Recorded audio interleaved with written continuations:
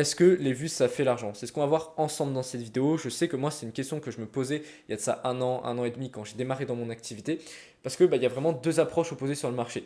D'un côté, il y a la team de ceux qui disent non, les vues, ça sert à rien. C'est juste une métrique pour booster ton ego et c'est pas ça qui va faire que tu vas faire rentrer du cash. Et généralement, quand on va sur le profil de ces gens-là, c'est ceux qui font le moins de vues, qui ont le moins d'abonnés. Mais on ne peut pas établir une corrélation de ok, ils n'ont pas beaucoup d'abonnés, ils font pas d'argent. Parce que dans ces gens-là, il y a quand même des gens qui font de l'argent. Il y en a qui font de l'argent, il y en a qui en font pas. Et tandis que d'un autre côté, on a vraiment ceux qui sont partisans de oui, il faut avoir une audience pour vendre. Si tu n'as pas d'audience, c'est très difficile, c'est même impossible et tu dois d'abord faire cet effort de faire des vues pour après pouvoir vendre. Et dans ces gens-là, oui, il y a aussi des gens qui font du cash, même beaucoup de cash, mais il y en a aussi qui font beaucoup moins de cash que ceux qui n'ont pas d'abonnés et qui vendent. Donc vraiment, c'est difficile d'établir une corrélation. Et en fait, c'est parce que c'est pas tout blanc, c'est pas tout noir, c'est pas ça marche ou ça marche pas. C'est à nuancer ce propos-là. Et justement, c'est tout l'objectif de cette vidéo. Qu'est-ce qui fait que dans certaines conditions, les vues peuvent faire l'argent ou dans d'autres, ça ne peut pas. Bien évidemment, dans cette vidéo, je vais parler d'un cas où c'est un coaching à étiquette, tu vends du coaching à étiquette.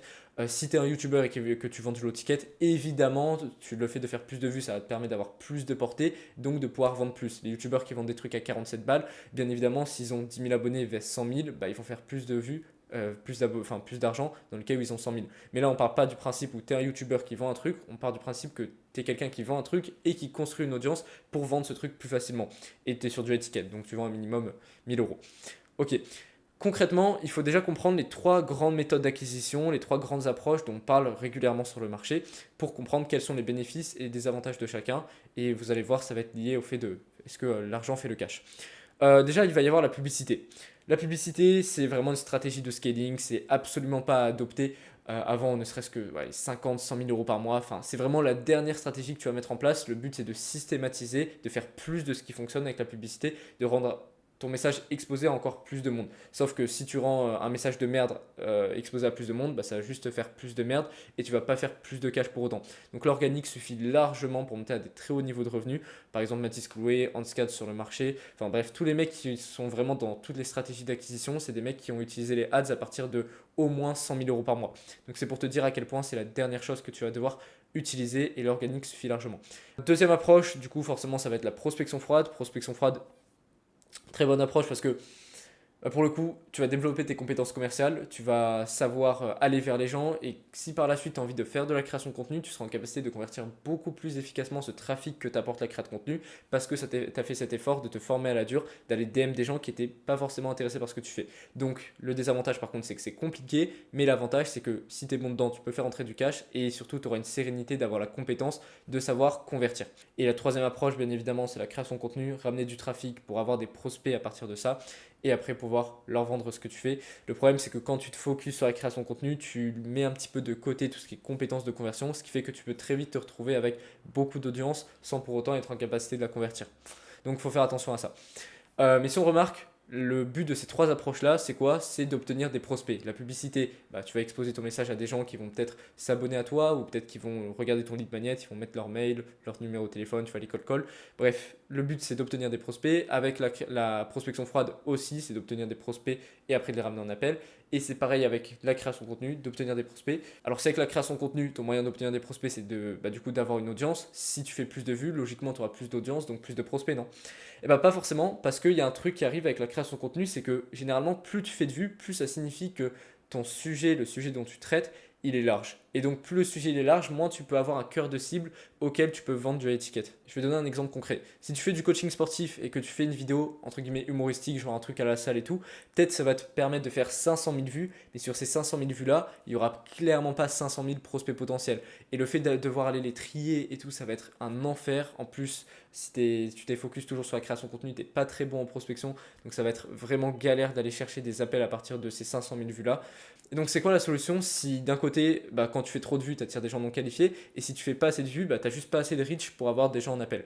C'est difficile de trouver un entre-deux de ok, je fais assez de vues pour avoir des prospects, mais pas trop non plus pour avoir des prospects non qualifiés. En fait, le vrai truc, ça va venir d'une stratégie de contenu développée. C'est pas juste je fais du contenu, je fais des vues et hop là je ramène un appel. Donc il va falloir que tu structures véritablement ton contenu avec différents stages. D'un côté, tu fais le top of funnel, donc c'est des vidéos vraiment larges comme celles que par exemple tu peux faire quand tu vas à la salle de sport, donc 500 000 vues.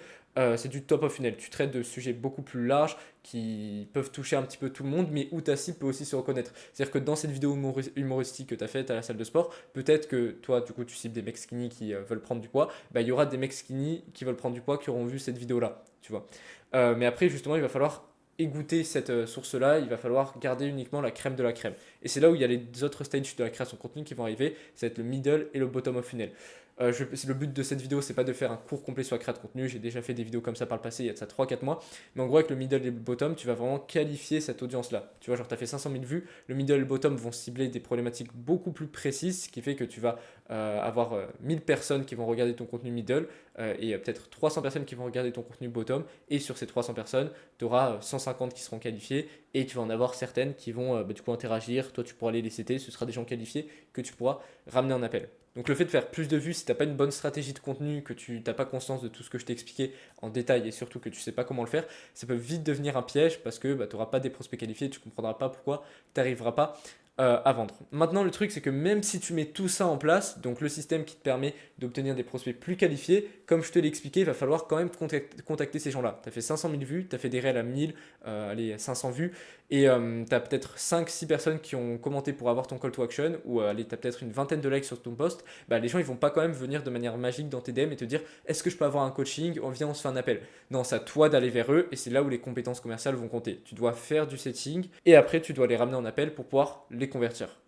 Sauf que si tu sais pas faire ça, c'est vraiment la pièce manquante qui va être le goulot d'étranglement de ton business. C'est-à-dire que tu auras beau avoir le meilleur système de création de contenu, tu resteras toujours bloqué à un certain palier de revenus qui va être assez bas par rapport au potentiel de ton business parce que tu sais pas convertir. Donc finalement, pour répondre à cette vidéo, est-ce que les vues font l'argent? Oui, mais sous certaines conditions. Déjà, si tu fais du contenu top of funnel qui est un minimum en rapport avec ton domaine d'expertise, avec ton coaching, comme ça tu vas pouvoir attirer des gens qui sont assez larges, qui correspondent pas tous à ta cible, même en grande majorité qui correspondent pas à ta cible, mais où tu vas quand même avoir ta cible qui va être présente. Et ensuite, si tu mets en place une bonne stratégie de contenu qui te permet d'égoutter et d'avoir la crème de la crème, les gens que tu veux véritablement cibler. Donc c'est là où tu vas faire du contenu ensuite middle of funnel, bottom of funnel.